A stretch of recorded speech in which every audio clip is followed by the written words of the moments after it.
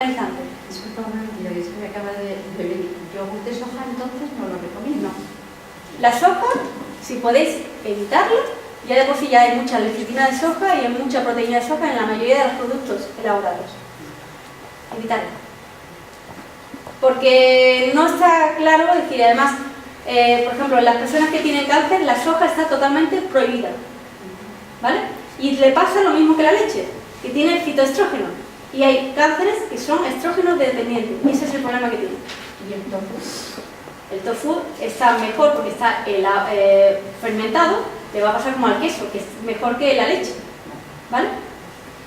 Que la fermentación hace que ya depura un poco el tema de los estrógenos. Pero ya te digo, la panacea de la soja no es tal panacea, ¿vale? Es como nos lo han vendido. Por ejemplo, 3 veces a la semana, una combinación que sea verdura con proteína, ¿vale? 3 o 4 veces a la semana, ponerlo, ¿vale? 3 o 4 veces a la semana, proteína con verdura cruda, y la verdura primera sea elaborada, por ejemplo, ¿vale? O elaborada que sea acompañando, y también, para que tengáis la ensalada también presente en todas las comidas. 1 o 2 veces a la semana, legumbre con verduras crudas y fruta. Esa sería otra combinación. Y otra, 2 o 3 veces a la semana, sería patata, pasta, arroz con verdura y fruta. Esa sería la forma de hacer, eso sería, ya tenemos cubierta la semana en el almuerzo, ¿vale? La cena, vamos a contrarrestar, si en la comida no teníamos proteína, en la cena vamos a tener proteína. Si teníamos proteína en la comida, tendremos hidrato de carbono, pero de los buenos, no de los que nos tiene fermentación, en la propia hidrato de carbono a través de las verduras. ¿Vale? La fruta por 2 o 3, ¿qué quiere decir? ¿2 o 3 piezas la misma? No, cuando digo 2 o 3 es la combinación entera. La combinación patata, pasta, arroz, o patata, o pasta, o arroz. ¿Vale? ¿Por qué no quiero que mezcléis ciertos hidratos de carbono? Porque el nivel de acidez o el nivel de alcalinidad que necesita para la digestión es diferente. Es diferente lo que necesita un arroz que lo que necesita una pasta o que lo que necesita una patata. Por eso no quiero tampoco me los mezcléis entre ellos. ¿Vale? Es el mismo principio de por qué no mezclar fruta dulce y fruta ácida. Porque el nivel de enzimas que necesitamos para la digestión va a ser diferente. Entonces, o una se digiere muy bien y la otra no, o ninguna de las dos se va a digerir bien. ¿Vale? Entonces, tenemos que buscar que estén en el mismo nivel de necesidades enzimáticas para la digestión completa. Ese es nuestro objetivo. Entonces, la combinación sería o verduras con proteína y verdura cruda y fruta 3 veces a la semana, legumbres, verduras crudas y fruta 1 o 2 veces a la semana, o la combinación de patatas, pasta y arroz con verdura y fruta 2 o 3 veces a la semana. Es la combinación, el paquete, no la fruta. Cuando dice legumbres con verdura cruda, quiere decir que acompañando vaya a lo mejor una zanahoria cruda o ensalada o lo que tú quieras, la ensalada que a ti te dé la gana. ¿Vale? La merienda, fruta, yogur, zumo o infusiones. ¿Vale? Y ahora la cena, verduras elaboradas muy hidratadas. ¿Vale? ¿Para qué? Es decir, los caldos son mejores que las cremas en la cena. Una sopa de verduras o algo que sea muy líquido, muy hidratado, es muy bueno, ¿vale? La manzana, por lo que he dicho de las pectinas, es una buena protectora, es decir, que si aunque la digestión no se completara, las pectinas de la propia manzana te van a cubrir, te van a evitar que la toxina te vaya a generar problemas, ¿vale? Huevo, queso fresco con verduras y una manzana, yogur solo con fruta. Y fruta tiene que ser manzana o pera. Y proteína ligera, que puede ser, ya te digo, ave, no va a ser de otro, que no quiero que os metáis otra cosa en la cena, ¿vale? Con verdura y fruta, y todo esto va a depender de cómo tengamos el metabolismo basal. Es decir, si nosotros tenemos un metabolismo que a partir de las 7 de la tarde va a estar medio dormido, cuidado, cuanto más ligero mejor, porque así no se va a pudrir por la noche en nuestro intestino la comida. Que nuestro metabolismo está activo y que estamos cenando temprano, no, por supuesto la regla de comer, cenar 2 horas antes de acostarnos. Y algunas personas, por el tipo de metabolismo basal que tienen, a veces incluso antes, que estén cenando a las 7 en horario británico. ¿vale? ¿Por qué? Porque así la digestión le vamos a permitir que lo haga dignamente. Y nos va a limpiar y no vamos a tener putrefacción en el intestino. ¿Vale? Yo soy más pesada preguntando que nada, pero hay cosas que quiero tener un poquito claras. Por ejemplo, cuando dice carne de pollo, ¿hay alguna manera de los antibióticos que le ponen a los pollos para que se críen, no te cojan enfermedades y todo eso, a la hora de ingerirlo nosotros, de que eso no nos afecte? Hombre, yo te recomiendo que todo pollo campero, ecológico, lo que sea, si ten en cuenta que os estoy dando principios que tenéis que aplicar en vuestra dieta, en la medida que podáis.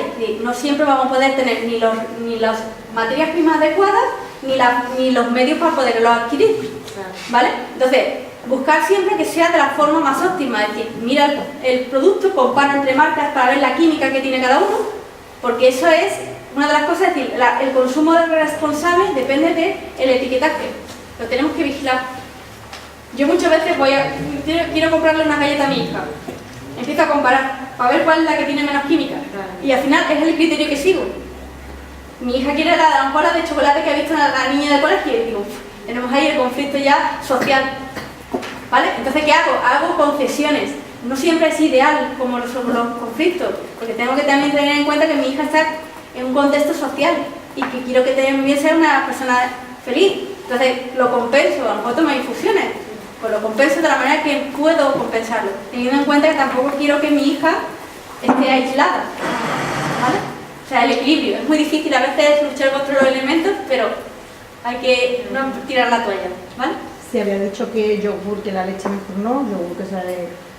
¿Puede ser solo la fruta o debe ir acompañada? No, puede ser solamente la fruta. Lo opuesto, ten en cuenta que, por ejemplo, yo muchas veces en las dietas tengo que poner cosas para dar opciones, pero no porque sea ideal, sino porque sea no lo ideal, pero sí lo óptimo. O sea, es lo que menos daño hace, ¿vale? Entonces, si ponéis fruta, estupendo. ¿Y con la proteína ligera que te refieres? Proteína ligera, una proteína que sea pescado o ave, ¿vale? Que la asimilación es muy fácil, ¿vale? Y que no requiere una digestión intensa, y sobre todo porque a esas horas no conviene. Bien, ningún alimento es la panacea. Todos en exceso pueden traer problemas. Comer, eso que decían nuestros padres, comer de todo un poco, pues eso es un principio de salud, ¿vale? Y yo ya he terminado y sé que empiezo ahora el turno de preguntas. Bueno, muchas gracias.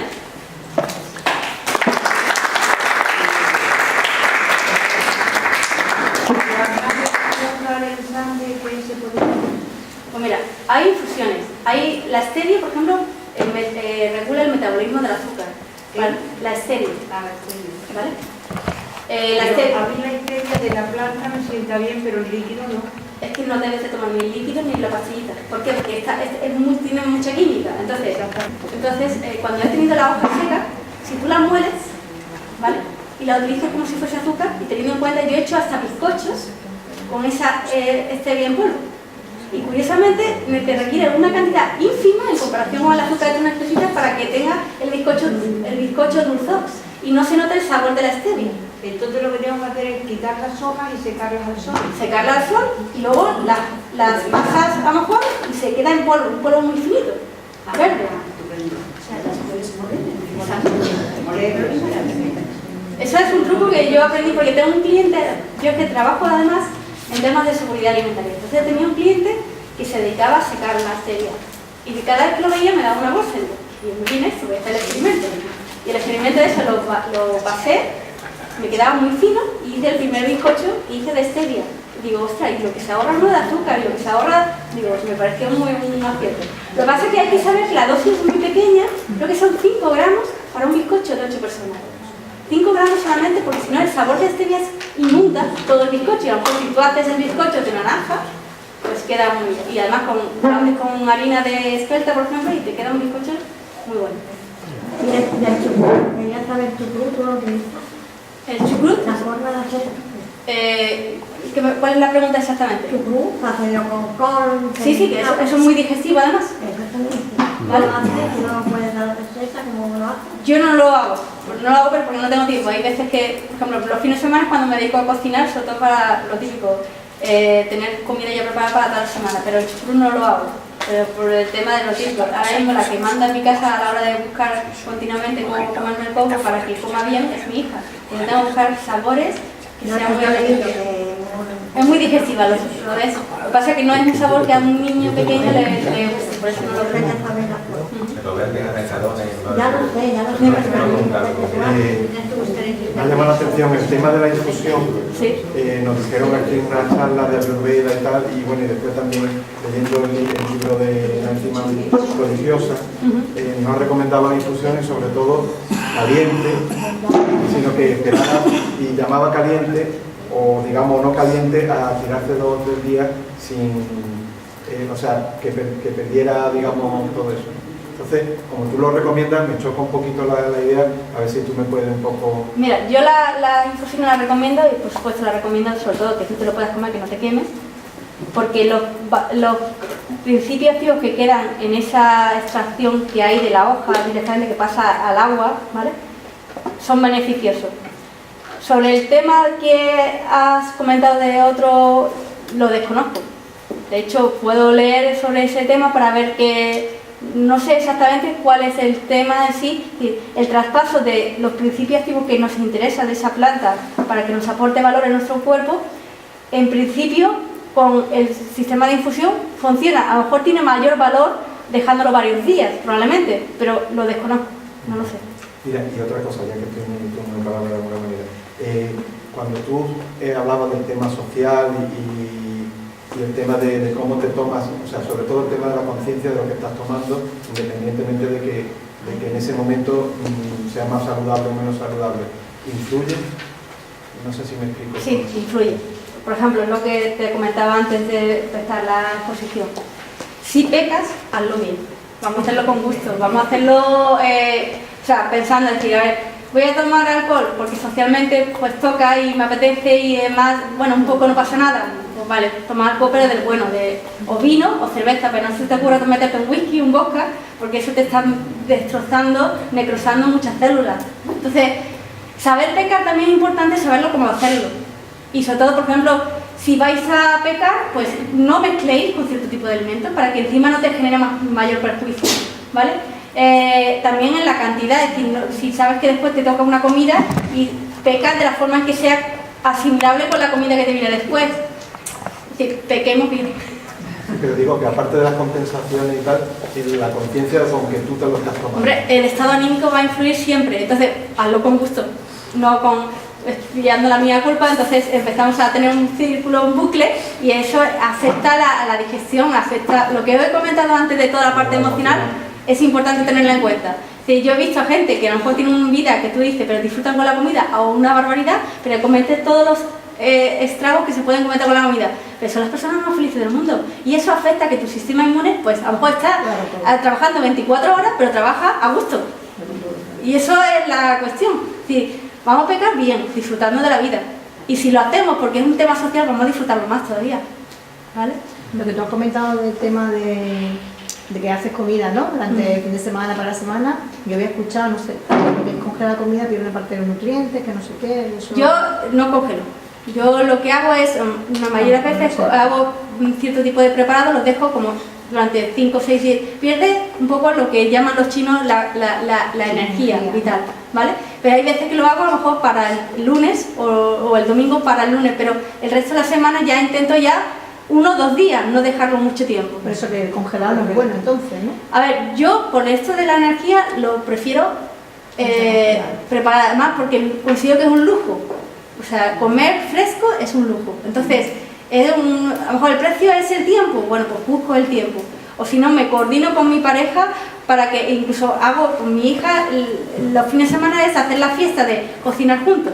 ¿Por qué? Porque muchos de los desórdenes nutricionales vienen de que los niños no están en contacto con los alimentos, no los tocan, no ven el proceso, no ven incluso es un ritual en muchos casos. Entonces, eso hay que darle la oportunidad de que disfruten para que ellos hagan eso mismo, el ejemplo, ¿vale?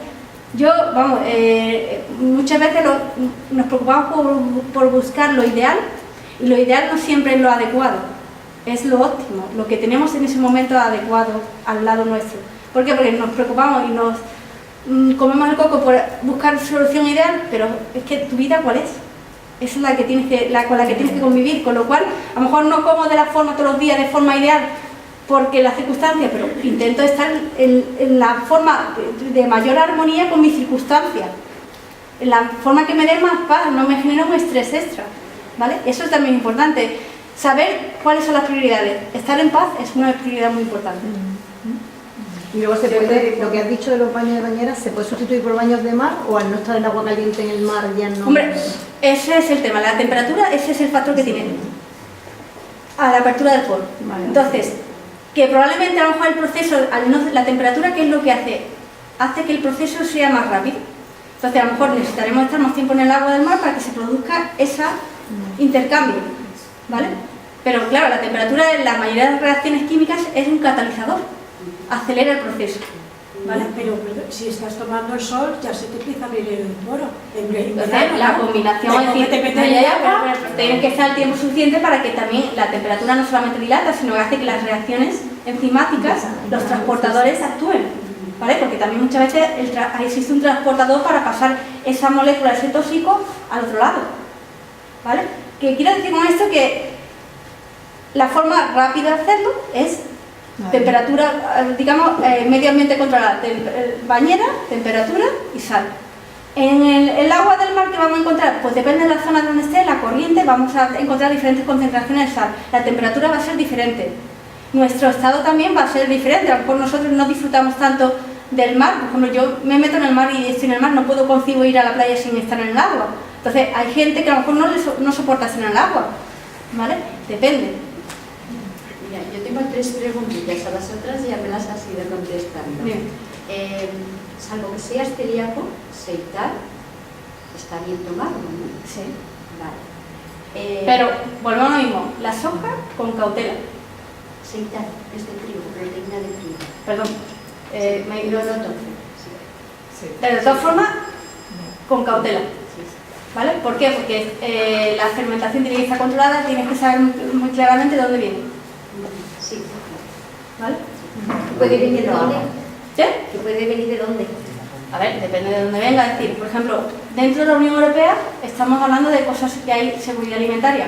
Fuera de la Unión Europea no hay seguridad alimentaria. ¿Por qué? Porque la legislación es diferente. El etiquetaje tiene reglas diferentes.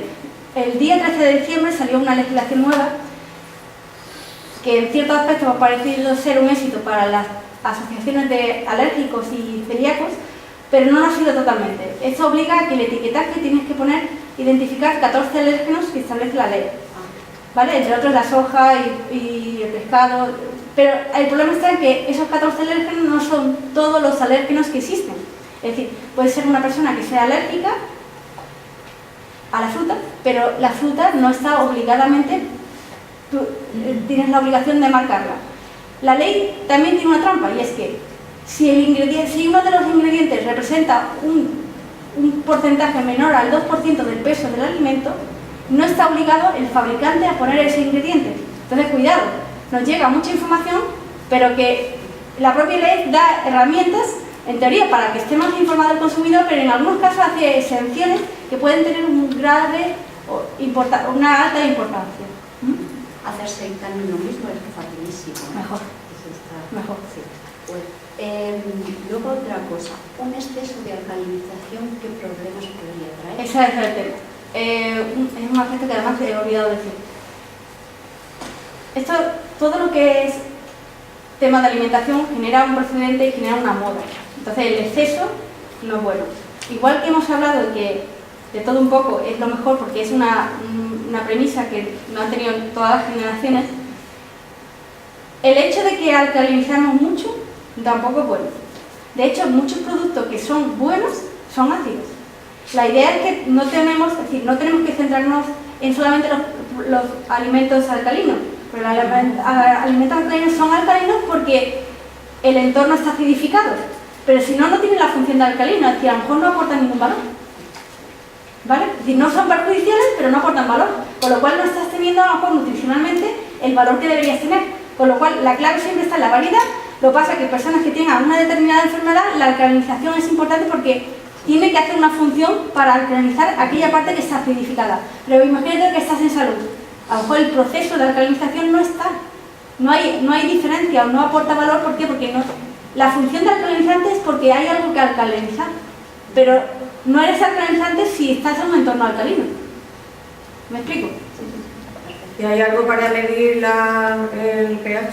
Vamos, para medir si estás en ácido o alcalino.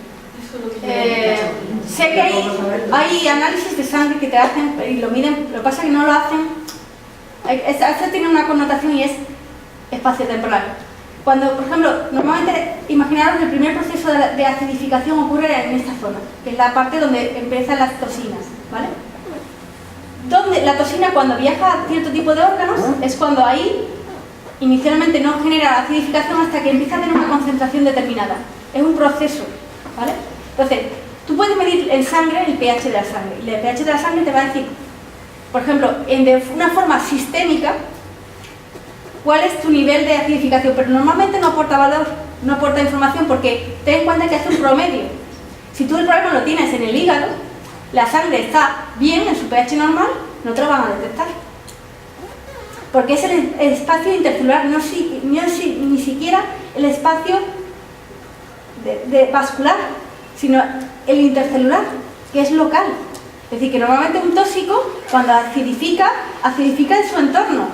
Es decir, por ejemplo, cuando hay enfermedades, por ejemplo, las que yo llamo idiopáticas, que son todas las que no tienen una causa que puedan medirse, pero finalmente se ha llegado a la conclusión de que es una acidificación. Normalmente suelen ser órganos concretos. A nivel sistémico tú no percibes el cambio, tú puedes notar variaciones, pero conforme a qué lo comparas. Y es relativo a cuál es tu situación en ese momento. ¿Vale? Entonces, puedes hacerte la analítica, pero no te va a dar la información correcta. La información correcta tú la puedes hacer, oye, ¿cómo estás? ¿Cómo te sientes? ¿Entiendes? Es decir, tocarte, el escuchar al cuerpo, te va a aportar más información que la analítica. Pero la analítica a nivel sistémica, si tú estás vivo, normalmente vas a tener un intervalo muy estrecho de pH. Y tiene que ser que estés muy enfermo para que tú notes que el pH se está desviando. Con lo cual, no te va a dar información útil. En un momento dado te lo puede dar, a lo mejor que tenemos que medir el pH aquí, el pH aquí, el pH aquí. Entonces sería intrusismo. Ya es dañino. Es muy difícil que lo veamos a través de... Hay analítica. Lo que pasa es que cada persona tiene un rango de pH óptimo. Ahora, ¿con qué lo comparas? ¿Con qué estado lo comparas? ¿Se ha acidificado? ¿Cómo lo comparas?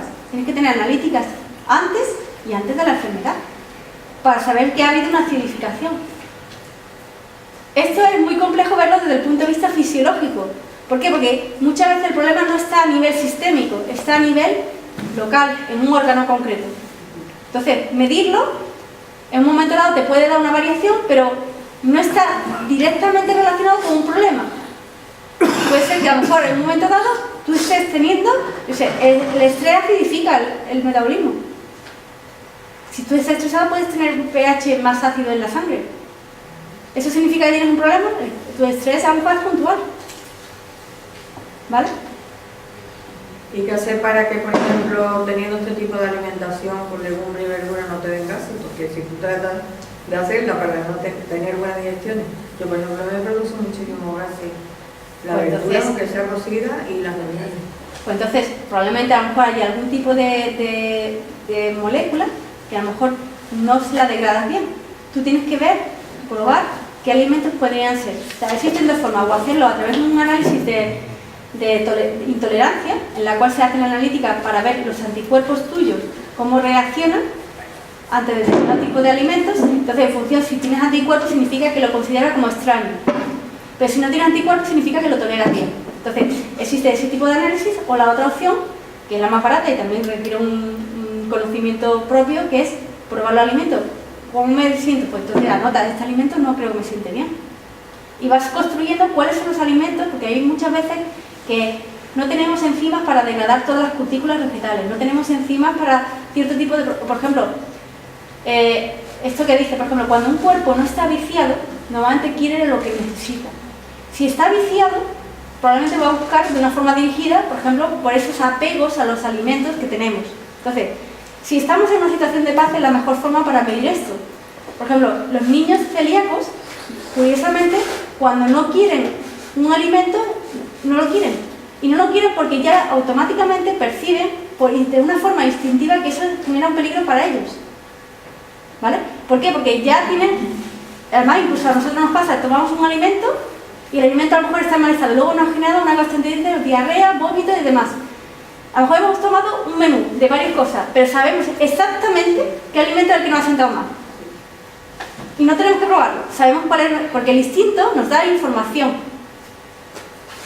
¿vale? Que no sabemos explicar, cierto, porque no existe algo que nos explique, digamos, cómo lo relaciono, por qué me genera asco, repulsa ese alimento y no el que he tomado con él. Pero este sí me genera repulsa, porque existe también una memoria genética y una memoria también de la información. El cuerpo también se nutre de información de todos los sentidos que tenemos, que muchas veces ni procesamos a nivel racional, pero nos aporta información. ¿Vale? Y el ácido, el mal humor acidifica también el cuerpo. Sí. Porque dice, tiene un carácter muy ácido. Pues eso es también, todo, por ejemplo, el estrés acidifica. Por ejemplo, a los animales, cuando van a entrar en el matadero, una de las cosas que pasan es que el solo hecho de la muerte genera una acidificación del cuerpo. O sea, en la descarga eléctrica, lo que sea, acidifica el cuerpo. ¿Vale? El estrés acidifica el cuerpo. Entonces, cualquier situación que, lo que he comentado, no es totalmente alcalino, pero sí en torno a alcalino, es vida, y ácido es muerte. ¿Vale? Es una regla que se tiene que quedar aquí grabado para entender muchos de los procesos de la vida. Y el jengibre, que no te he oído hablar que... Jengibre es perfecto para el sistema inmune, ¿vale? Muy bueno. No todo el mundo lo tolera, porque hay mucha gente que le genera repulsa. Por eso todo, yo creo que es por el jengibre marinado que tienen los japoneses, que muchas veces están con una serie de... esa marinación les genera como un sabor de amoníaco o de detergente. Pero es muy bueno y conviene utilizarlo en la comida. Las especias también, muchas de ellas tienen muchos beneficios. Y la verdura se puede cocinar de una manera sublime si se hace bien y además utilizando todas esas especies, que el comino, el orégano, hay muchas que son de gran interés para la salud. Acá he dicho, los pescados grandes, cuando decía antes los pescados grandes, es posible, yo alguna vez he comprado alguno y lo tuve que tirar, me salía amoníaco antes de cocinar. O sea, pues es posible que sea también el proceso de conservación en el barco, cuando lo han capturado, sí. Muchas veces le echan algún tipo de... Totalmente amoníaco, vale. Y también pasa una cosa, que es el pescado y la leche y los quesos son productos que captan los olores de cuando han estado cerca a otros productos. Cuando antiguamente, por ejemplo, en una gran superficie, en Carrefour, por ejemplo, ponían el lineal donde estaban las lejías y el lineal donde estaban los quesos. Los quesos todos sabían mal, la gente se quejaba. Entonces, es cuando hay unas reglas para distribuir y ubicar los alimentos, porque esos dos alimentos, esos tres alimentos, absorben los olores. Pescado, queso y leche. Absorben los olores de... Exactamente. ¿Qué? El pescado suele oler y es el que absorbe. Sí. De hecho, lo puedes tú, es decir, tú tienes productos químicos cerca de un pescado o un queso, y luego el propio pescado te puede, si se ha quedado el tiempo suficiente, se impregna de ese olor y te sabe. Sí, la tercera preguntita. Claro. Si no tenemos acceso al producto ecológico nacionalmente y compras otro tipo de verduras, para limpiarlas lo mejor posible sería conveniente lavarlas con agua y... Yo te recomiendo agua. Solo agua. Sí. Es que te ves que si echas vinagre y bicarbonato, que hay una limpieza mayor... Pero es que incluso puedes liberar que se haga, digamos... Eso es relativo, porque puedes hacer que el producto químico se vuelva activo simplemente por ese cambio de pH. Entonces hay que tener cuidado, porque eso no existe una regla que te vaya a funcionar bien con todo. Entonces no es bueno hacer una regla para eso. Lo mejor es el agua. ¿Y por qué a lo mejor no vinagre o no, incluso la gente que utiliza desinfectantes para alimentarios? Yo no lo recomiendo. ¿Por qué? Fijaros, en la India no existen enfermedades autoinmunes. En cambio, en Occidente sí existen enfermedades autoinmunes. Cuando el sistema inmune se aburre, porque no existe con quién, o sea, extraño, cuerpo extraño, porque todo lo desinfectamos, llega un momento que se inventan las enfermedades. ¿vale? Y es curioso que en la India, que hay un nivel de contaminación alto a nivel biológico y químico, y sin embargo no haya esa incidencia de enfermedades autoinmunes como lo hay en Occidente. Y es porque, ya te digo, si el sistema inmune no está funcionando, es como si se atrofiara y ya se inventa los enemigos, ¿vale? 5 minutitos, ¿vale? A mí me ha quedado claro de si las infusiones después de la comida son buenas para la digestión. Y después lo segundo, no he dicho las infusiones, siempre y cuando no sean muy grandes, sino con poquito, y para que no diluya la comida que se ha tomado, ¿vale? Es decir, no podemos tomar un litro de infusión, simplemente un vasito mediano y ya está, ¿vale? Para dejar que la digestión haga y con la dosis que el cuerpo está secretando de ácido, que será la necesaria para completar la digestión, ¿vale?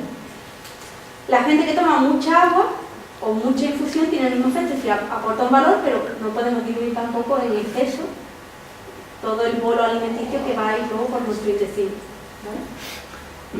Ya era si, que he llegado tarde, no sé si, cómo se te localiza, si te dedicas también a terapia, si divulgación en centros, si... Yo doy charlas, podéis contactar conmigo, mi correo es ingrid.mateo@gmail.com.